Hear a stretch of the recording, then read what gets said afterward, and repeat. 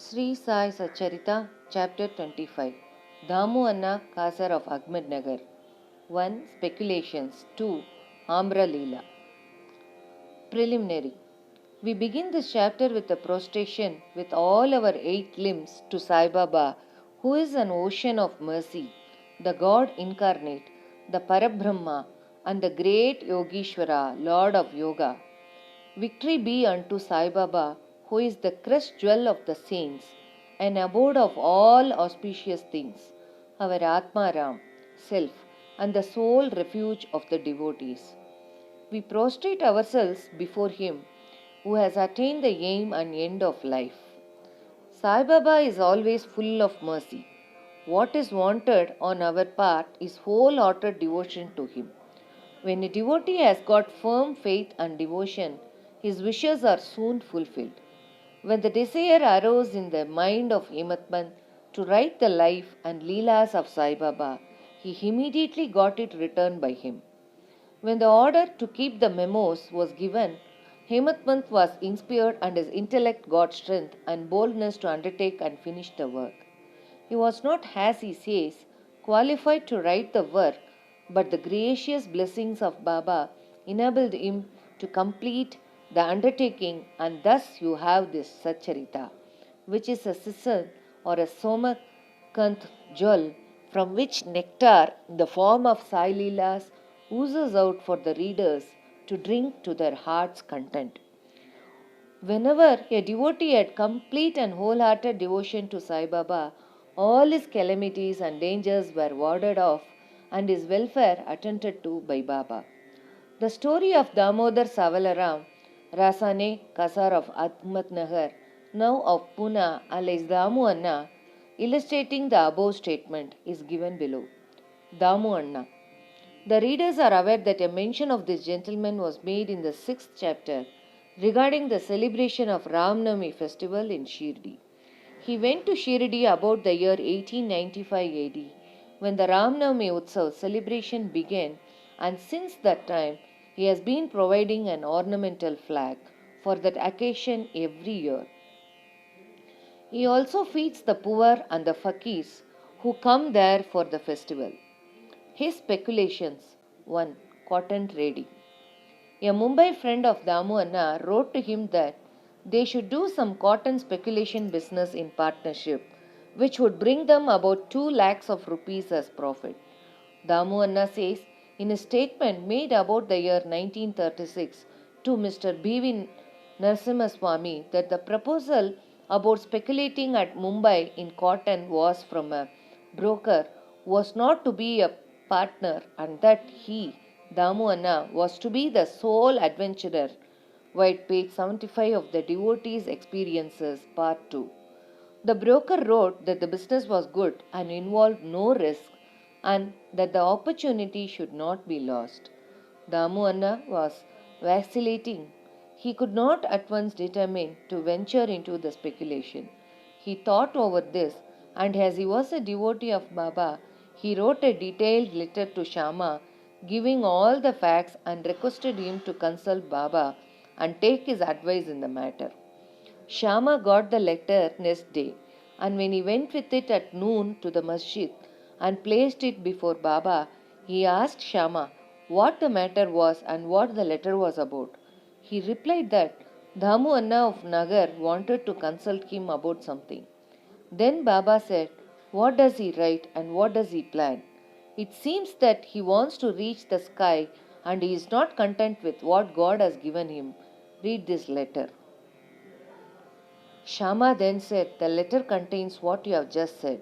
O Deva, you sit here calm and composed and agitate the devotees, and when they get restless, you draw them here, some in person and others through letters. If you know the contents of the letter, why do you then press me to read it?"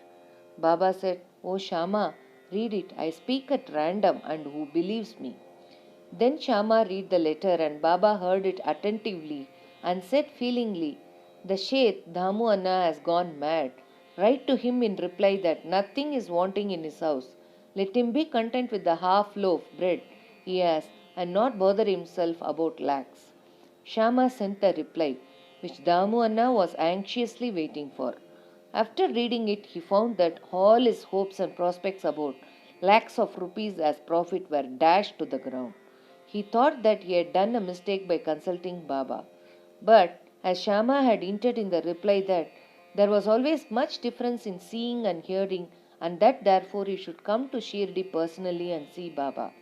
He thought it was advisable to go to Shirdi and consult Baba personally about the affair.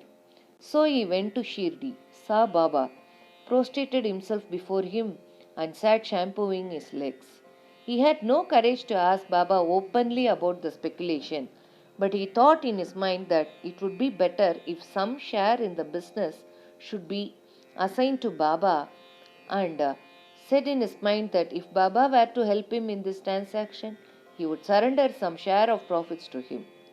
Damu Anna was thus thinking secretly in his mind, but nothing was veiled from Baba. Everything, past, present, and future, were clear to him. A child wants sweets, but his mother gives bitter pills. The former spoil his health, while the latter improve it. So the mother, looking to the welfare of her infant, coaxes and gives bitter pills. Baba, kind mother as he was, knew the present and future prospects of his devotees, and therefore, reading Damu Anna's mind, he openly spoke to him. Babu, I do not want to be entangled in any such worldly things, sharing profits. On seeing Baba's disapproval, Damu Anna dropped the enterprise. 2. Grain dealing. Then he thought of trading in rice, wheat, and other grains. Baba read his thought and said to him, you will be buying at 5 Cs and selling at 7 Cs a rupee. So this business was also given up. The rise in the prices of grains was kept up for some time, and Baba's prophecy seemed to be falsified. But in a month or two there was abundant rain everywhere, and the prices suddenly fell down, and therefore those who stored grain suffered a severe losses. Damu Anna was saved from this fate. Needless to say that the cotton speculation, which was conducted by the broker with the help of another merchant, also collapsed with severe loss to the adventurers. After seeing that Baba had saved him from two severe losses in cotton and grain speculations, Damu Anna's faith in Baba grew stronger, and he remained a true devotee of Baba till his passing away. Amra Leela, Mango Miracle. Once a parcel of about 300 good mangoes was received at Shirdi. It was sent from Goa by one Mamlatdar named Raleigh to Sai Baba in the name of Shama. When it was opened, all the mangoes were found to be in a good condition. They were given in Shama's charge, and only 4 were retained and placed in the Columba pot by Baba. He said, these 4 fruits are for Damu Anna. Let them lie there. This Damu Anna had 3 wives. According to his statement mentioned above, he had not 3 but 2 wives only. He had no issue. He consulted many astrologers and himself studied astrology to some extent, and found that as there was a Papi, inauspicious planet in his horoscope, there was no prospect of any issue to him in this life. But he had great faith in Baba. When he went to Shirdi 2 hours after the receipt of the mango parcel for worshipping Baba, he said, though other people are looking for the mangoes, they are Damyas. He who they are should eat and die. Damu Anna, on hearing these words, was first shocked. But on Mahalsapati, a Shirdi devotee, explaining to him that death meant the death of the ego, and to have it at Baba's feet was a blessing, Damu Anna said that he could accept the fruits and eat them. But Baba said to him, do not eat yourself, but give them to your younger wife. This Amra Leela, mango miracle of 4 mangoes, will give her 4 sons and 4 daughters. This was done, and in due course it was found Baba's words turned out true and not those of the astrologers. Baba's speech established its efficacy or greatness while he was living in the flesh, but it did the same even after his passing away. Baba said, believe me, though I pass away, My bones in my tomb would be speaking, moving, and communicating with those who would surrender themselves wholeheartedly to me. Do not be anxious that I would be absent from you. You will hear my bones speaking and discussing your welfare. But remember me always. Believe in me, heart and soul, and then you will be most benefited. Prayer. Hematband closes this chapter with a prayer. O Sai Sadguru, the wish fulfilling tree of the Bhaktas, we pray, let us never forget and lose sight of your feet. We have been troubled with the ins and outs, births and deaths in this sansar. Now free us from the cycle of births and deaths. Restrain us from the outgoing of our senses to their objects and introvert us and bring us face to face with the Atma, self. As long as this outgoing tendency of the senses and the mind is not checked, there is no prospect of self realization. Neither son, nor wife, nor friend will be of any use in the end. It is only you who will give us salvation and bliss. Destroy completely our tendency for discussions and other evil matters. Let our tongue get a passion for chanting your name. Drive out our thoughts and make us forget our bodies and do away with our egoism. Make us ever remember your name and forget all other things. Remove the restlessness of our mind and make it steady and calm. If you just clasp us, the darkness of night of our ignorance will vanish and we shall live happily in your light. That you made us drink the nectar of your Leelas and awaken us from our slumber is due to your grace and our store of merits in past births.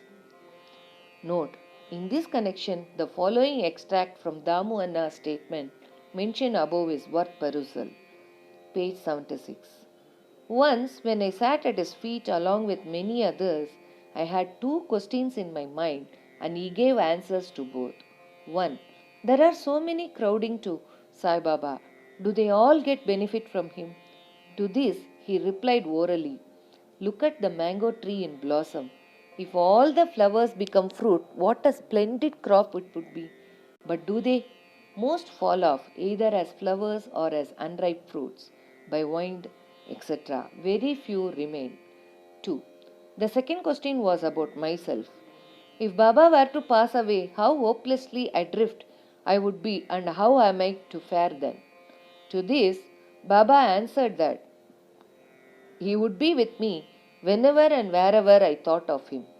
That promise he had kept up before 1918 and has been keeping up after 1918. He is still with me.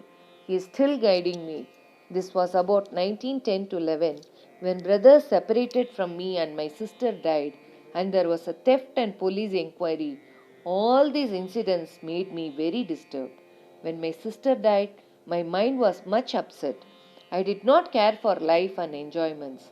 When I went to Baba, he pacified me with his Upadesh and made me eat a feast of Puran Boli at Appa Kulkarni's house. There was a theft in my house. A 30-year-old friend of mine stole my wife's jewel box, including her auspicious nut, nose ring. I wept before Baba's photo. The next day, the man returned the jewel box and asked for pardon. Bow to Sri Sai. Peace be to all.